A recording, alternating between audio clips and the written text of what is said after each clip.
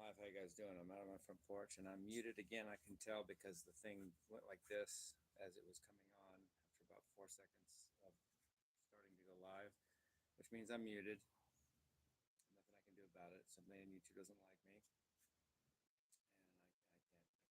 So sorry about that. I just is what it is. Good job, hater inside YouTube. You really got me now. I'm on my front porch and I have a couple things I want to do out here. So I'm going to flip the phone away so you can see what I'm going to do. Two different things. So let's flip the phone here for a second. So this is the first. Let me explain this first. This is the first. I'm going to explain something about religion. Okay. This is the only thing that got me studying the Bible in the 90s at all. Or I would never, I wouldn't know the Bible like I do. Because I didn't care. But I was hanging around Santa Monica in the mid 90s, late 90s too, and somebody on the street was handing out these things, and he handed out this book to me, and I looked at it, and I ended up going to the Santa Monica Seventh-day Adventist Church, and the pastor was Yule Adsley, and he was cool. Good. And I went there for a couple of years. I actually got baptized in 1998 or 1999. I think it was 98. Santa Monica Seventh-day Adventist Church. Fourth time I was, no, that was the third time I was, I can't even keep track of it. That was the third, that was the second time I was baptized. I was baptized at 13 in Pomona, baptized in Seventh-day Adventist in 1998, baptized Jehovah's Witness in 2009, and baptized Christian again in like 2000. 22 or something. Something baptized 4 times. This was the second one. So let's flip the book around, flip the thing around. I want to show you this book that got me into religion at all. It's called National Sunday Law by A.J. Marcuson. And here's the interesting thing. I'm not gonna go on and on and on and on and on. It's about prophecy, and it actually says a few things. You know, it wasn't like just the Bible and just who cares. I want to show you some of this real quickly, and then this is just going to be quick. This is a good book, but watch this. This is what got me. It's this. Watch it if you want to. I'm not telling you what to do. You know, just do what you want. Okay, this is what got me. This is actually on the Pope's crown. The Pope, you know, the Pope, the Pope. It says on his crown. It says Vicarius Filii Dei. Vicarius means vicar or replacement, substitute, stand-in. Filius means son, but filii means of the son. So filii means of the son. Deus means God, but Dei means of God. So Vicarius Filii Dei is Latin for vicar of the Son of God, which implies that the Pope stands in the place of Jesus Christ. He's a stand-in, a vicar, a replacement for Jesus Christ. And if you take the Roman numerals that count, if it's not a Roman numeral letter, just make it 0. So V is 5, I is 1, C is 100, A is 0, R is 0, I is 1, U and V are the same in Latin, that kind of thing. Is 5, S is 0, F is 0, I is 1, L is 50, I is 1, I is 1, D is 500, D is 0, I is 1, total 666. And I couldn't get around that. I couldn't get over that as just saying that's coincidence.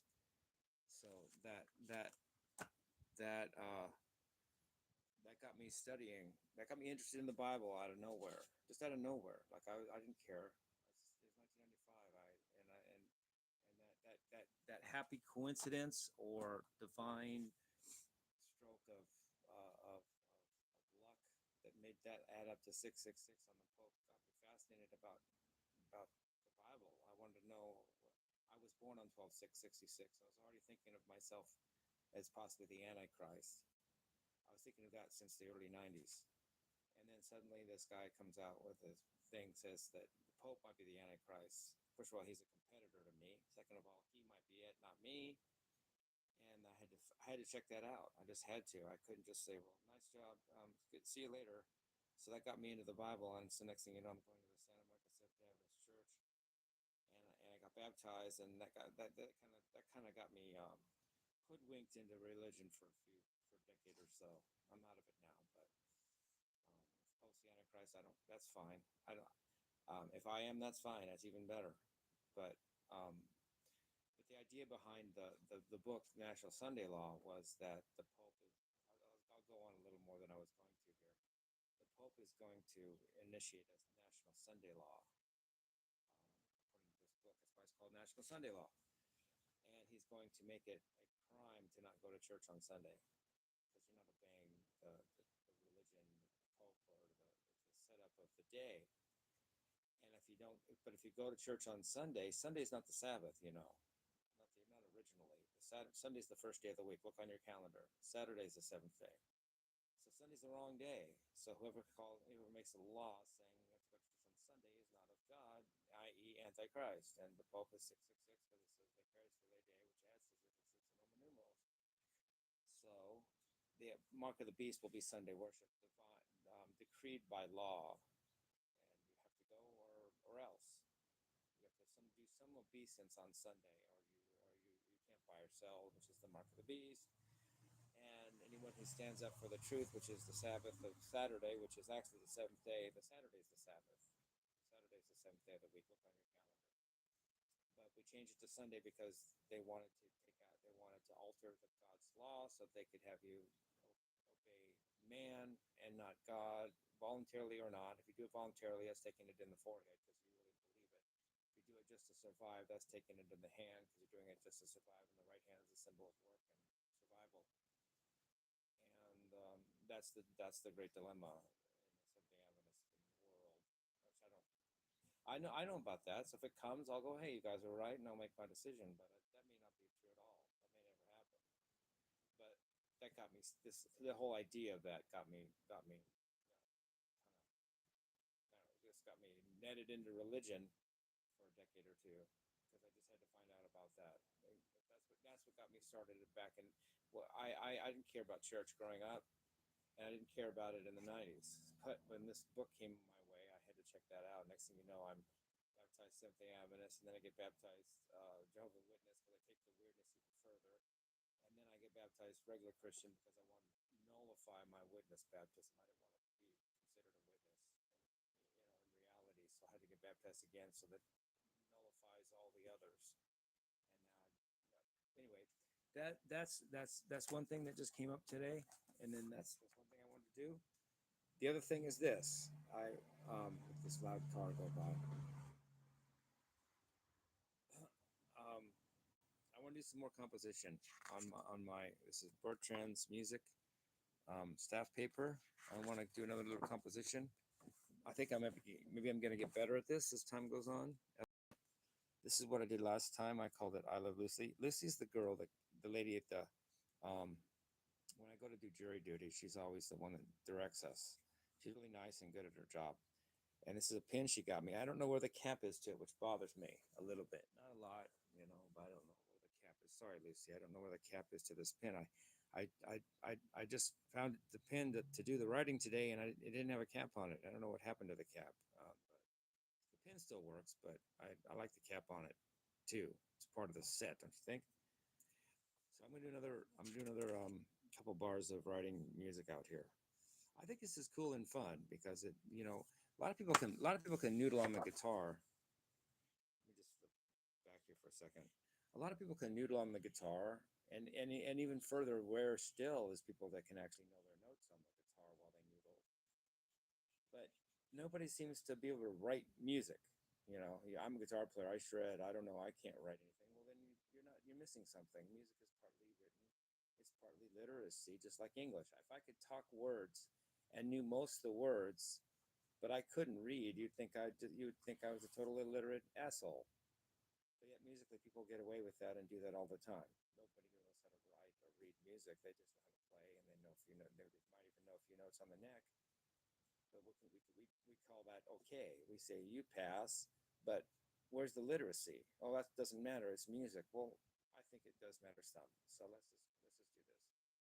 I'm looking at my musical literacy, and also the moderator suggested it, and I kind of went with that, what he suggested. I'm not good at writing my G clef. I mean, I suck at it, actually, but that's even worse than last time. But see, I make a little circle around the G note, the G line, which is right here. And that's why it's called the G clef sometimes, because you had circles around the G. It's called the treble clef, and I did a lousy job. Geez, that's bad. Well, it is what it is. Now, last time I picked a key of G, I picked one sharp. This time, let's do something different. Let's pick a. Oh, I know what I could do. I could pick a flat. Yeah, let's do it. Let's make the key of F. Let's pick a flat. So, you would have one flat, which is B flat, and that would be right here. So that's B flat. That means you're in the key of F. Should I do 4/4 time or something different? Let's do 3/4 time. 3, 4. So that's the time signature. Okay, let's see if I can do this. And now everything's going to be in threes, not. And notice this time. Oh, I know what I did wrong. These things should have bars on there. They should have flat. They should have. They're called stems. They need to have stems. So I'm going to add stems here to my notes because they should. And I forgot that. See, like I'm supposed to know everything, right? But I'm adding them now, so I'm trying to make up for my colossal mistake. You add beams, or whatever they're called. They're not flags, because that's little things that come out to make 8th notes, 16th notes, 32nd notes, and 64th notes. That's different. These are just beams. They just go on the note like that. So I'm glad I showed the last one, because I wanted to do this anyway. You add little beams to them.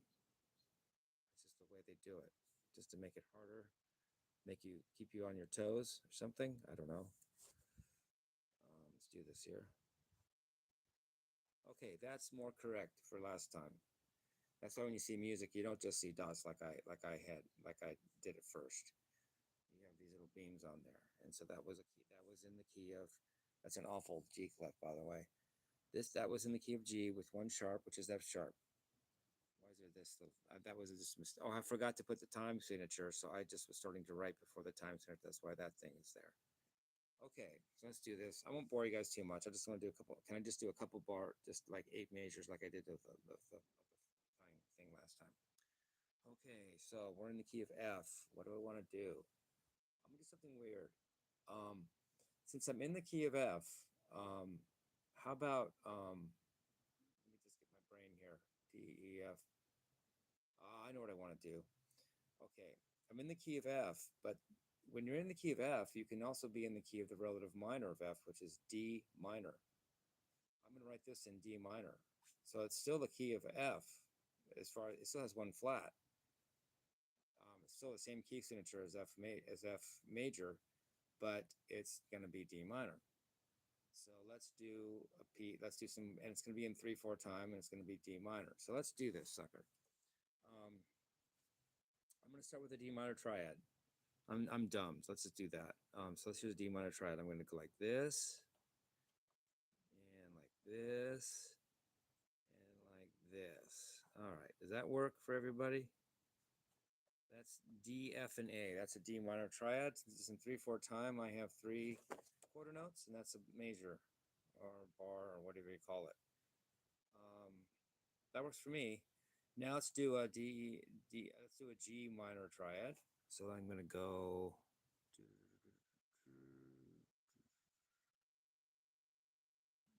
G minor triad. That's G minor, right? That's D, G, and B. That's a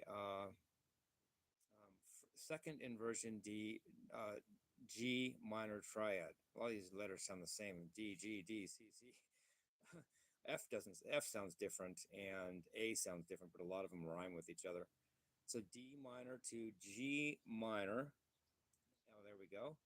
Now I'm gonna go. D, E, F, G. I'm gonna go A major.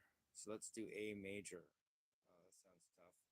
Let's do an A major triad. So I'm gonna go. Let's do this. Let's draw a little line under here, and that's gonna be for a C note. All right, got that. D, A, B, C, D. And then I'm gonna do an E here. And then I'm going to do an A here. Okay, so and I don't want to. I don't think I'm there.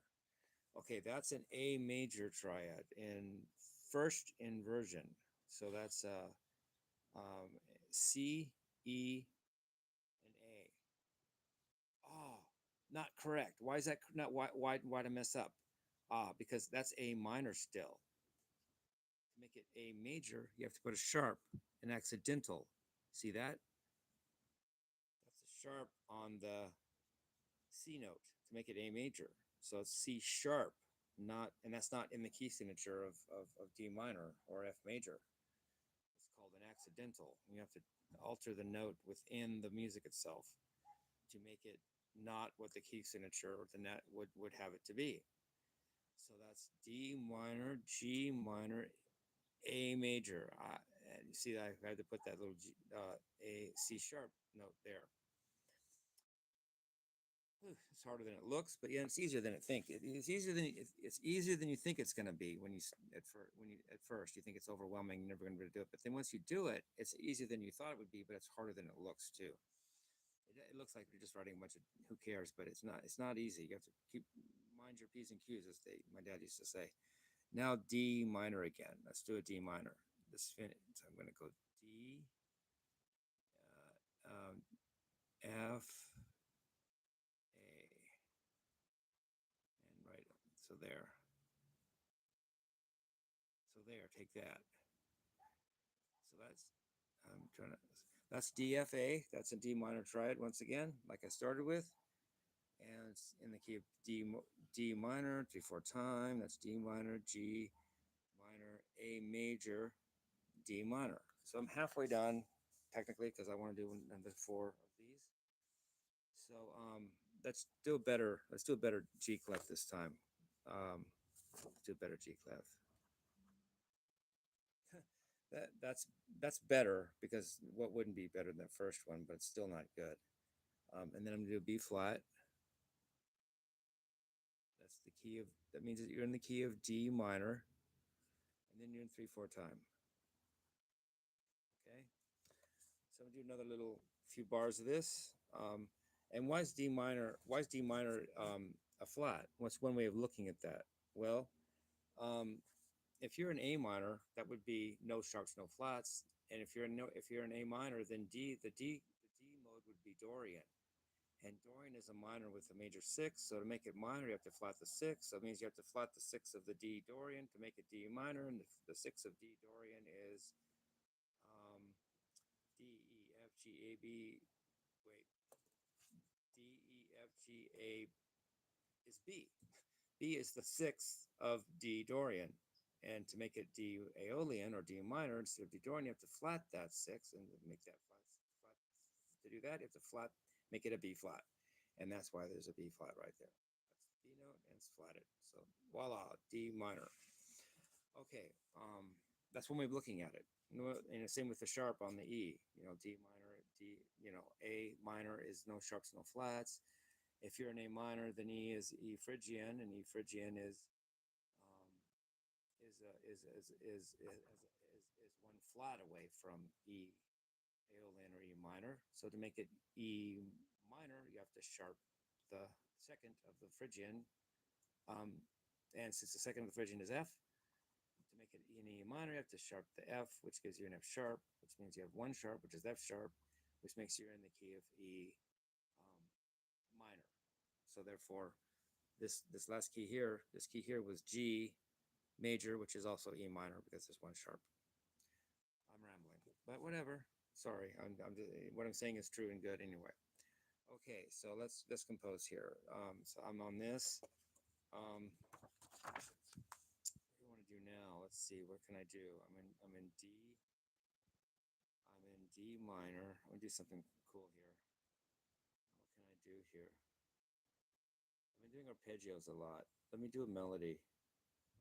Let me go like this. Let me go D. That's D note, right? It's a D note. I'm gonna go E. Go D, E, F, F, and that's 3. That's my first measure. Okay, so that's D, E, F. I'm gonna do something melodically with this rather than just arpeggios. Nothing wrong with arpeggios. Arpeggios are cool.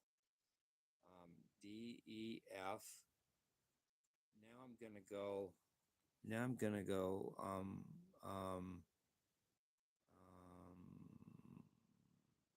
I gonna do here? I'm gonna go C sharp. Tricky little sharp has to go there. C sharp, D, E. So I did C sharp, D, E. I'm doing melodies here, so I'm going D, E, F, C sharp, D, E. Da, da, da, da, da, da. Okay, that C sharp is the raised 7th in D harmonic minor. The 7th in D is C, and to make it harmonic minor, you have to have a C sharp, and that hence C sharp there to make it D harmonic minor. Okay, two more bars. Let's do this. I'm thinking. Let me think here. Dun, dun, dun.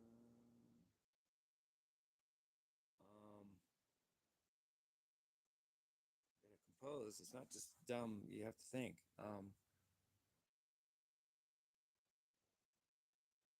Got it. Okay, let's do D E F G D E F G A. Let's do an A. Let's do this. Let's do an A note. Let's do an A. A B flat, but guess what? You don't have to write the B flat because it's already in the key signature there. See, A B is already flatted by the key signature, so you don't need to do anything. I'm going to do A B flat C sharp. But now for a C sharp, I do need to do something. I need to make a sharp. So that's my next bar. D E F G A B flat C sharp. Got that? Make this sharp a little. And then I'm going to go B flat, C sharp, and D. Oops, I did a wrong mistake. Oh, I goofed, you guys. Cut my head off. No, I know what I did wrong, though. I can change it while I'm here.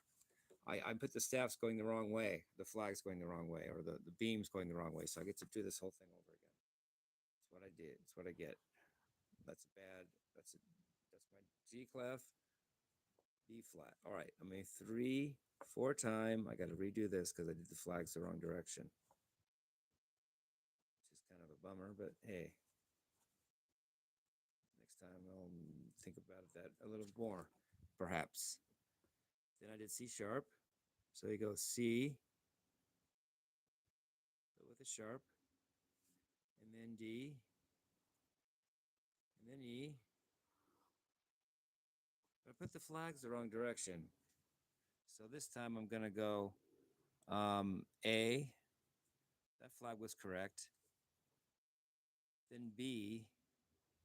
Flag was the wrong directions. And then C sharp.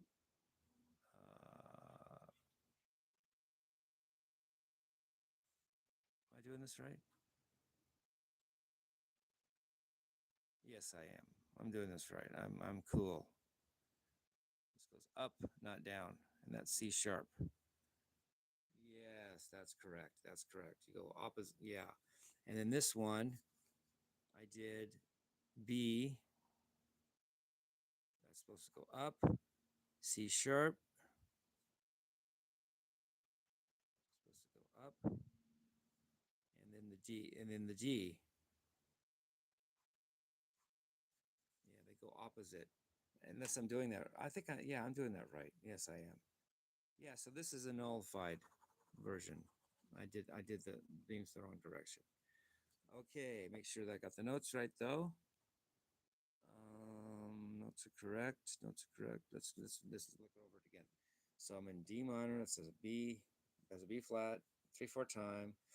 I went D E F, C sharp, D E. Then I went D A, B flat, C then I went B flat, C sharp, D. Yeah, see, I had the beams going the wrong direction. They don't all go the same direction. Let me explain some of that. If they're underneath the middle line, they go down, and they go down on the left side, so it looks like you're going upward when you read it. When you are on the middle line, which is B note, or up, they go on the right side. I mean, they go up, but they go on the right side, so it looks like you're going up as you read them. You have to know which direction you're going. So once again, let's say that again. If you're underneath the B line, which is the middle line of the triple clef, beams go down and they start on the left. They go on the left.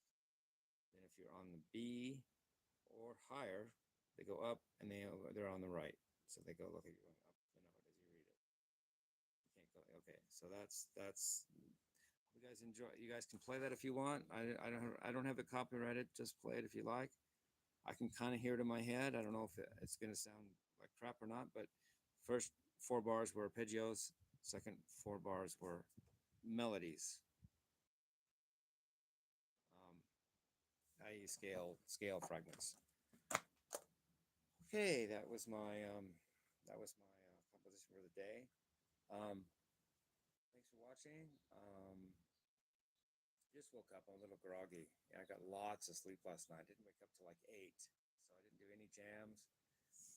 I'm going to be partially muted on everything anyway, so I'm not that excited about trying to do perfect on my jams when you can barely hear me. And I got trilogy coming up, and I'm going to work on that starting today. I got some ideas, some things I got to do to get the idea one way or the other, and once it's one way or the other, I got to actually do it. And I'm not as thrilled as I would be because it's going to be partially muted as far as I can tell, because so far my last 6 or so videos have been partially muted. Not my fault. Didn't do anything. Some hater on YouTube